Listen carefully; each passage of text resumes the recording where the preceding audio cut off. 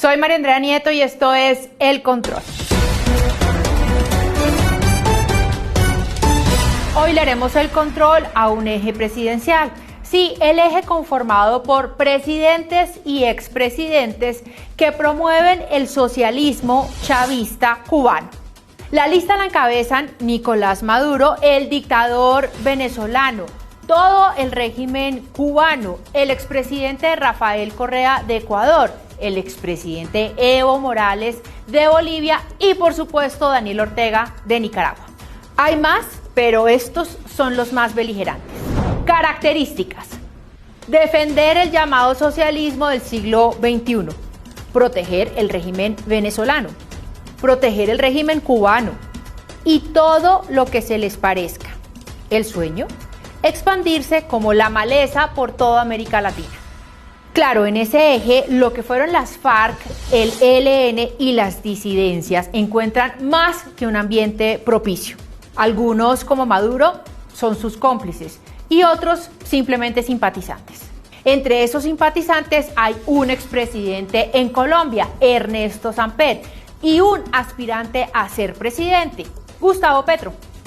El eje se activó después de unas denuncias presentadas aquí en Semana por un supuesto aporte crédito de $80.000 por parte del ELN a la campaña presidencial de Andrés Arauz, candidato de Rafael Correa en Ecuador. La información reposa en los computadores del abatido comandante Uriel del ELN. Vamos por partes. El primero que se volvió literalmente loco fue Correa.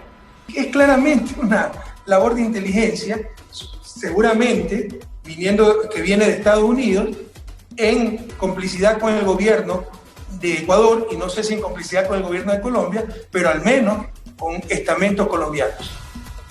No olvidemos que en tiempos de Correa se dio de baja a Raúl Reyes de las FARC. Correa encendió las alarmas, entonces vino la cadena y Evo dijo: alertamos sobre plan de la derecha y Estados Unidos en Ecuador para intentar impedir que Andrés Arauz triunfe en segunda vuelta, usando al fiscal de Colombia, a partidos de la derecha y a la OEA. Tenemos obligación de defender la democracia y nuestra integración regional. Atento, pueblo. Vino el trino de Petro. El fiscal rompe la Constitución de Colombia. A nombre del uribismo, ha decidido intervenir en las elecciones del Ecuador, como antes hicieron en las elecciones de Estados Unidos apoyando a Trump. La Constitución obliga al Estado colombiano a construir la paz con los pueblos del mundo. Salió Samper con una carta furioso, acusando al gobierno de intervenir en las elecciones ecuatorianas, cascándole al fiscal Francisco Barbosa por hacer lo que tenía que hacer, cooperar judicialmente con el vecino país, y maltratando a Semana. Puedo afirmar que estas versiones son una infamia y forman parte de un juego sucio que están orquestando desde Colombia los sectores radicales de la derecha de los dos países para interferir en la segunda vuelta de las elecciones presidenciales ecuatorianas. Ay, expresidente Samper, es que él es complejo. Recordemos que fue presidente de UNASUR con sede en Quito en tiempos de Correa, muy cercano a Chávez y a Maduro. Recordemos también que el presidente Samper fue elegido con los dineros del cartel de Cali, sí, el de los hermanos Rodríguez Orejuela. Entonces, si el expresidente Samper saca una carta con logo y todo, diciendo que el ELN no está financiando la campaña del candidato Rafael Correa en Ecuador, ¿ustedes qué dicen? ¿Le creemos o no? Nada extraña en él.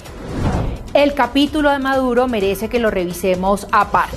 A ver, Maduro tiene una orden de captura por narcotráfico. Está pedido en extradición por una corte de Estados Unidos en el proceso del cartel de los soles, al lado de Iván Márquez y Jesús Santrich, las joyitas narcoterroristas colombianas.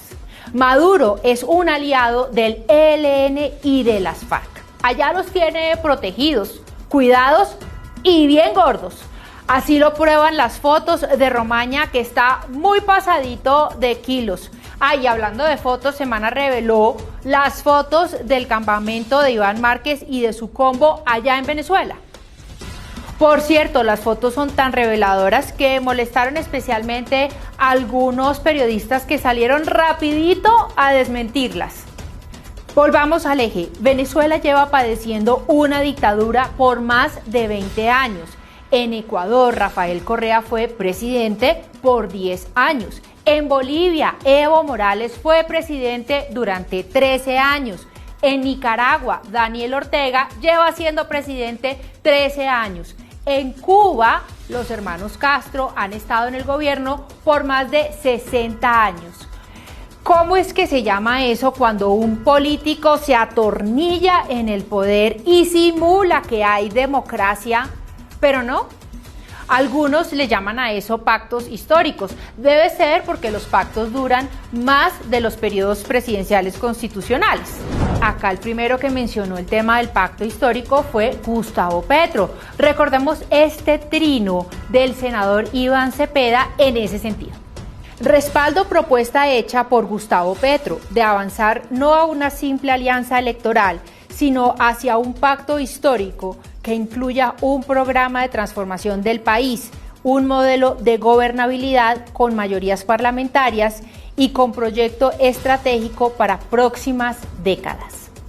La activación de ese eje de presidentes y expresidentes demuestra una clara sintonía, coordinación, pero sobre todo un afán político, como lo demuestra de nuevo la carta del expresidente de Samper, diciendo que el pueblo del Ecuador debe estar advertido de que los enemigos del progresismo en nuestros países están empeñados en detener por cualquier medio las transformaciones que reclama América Latina.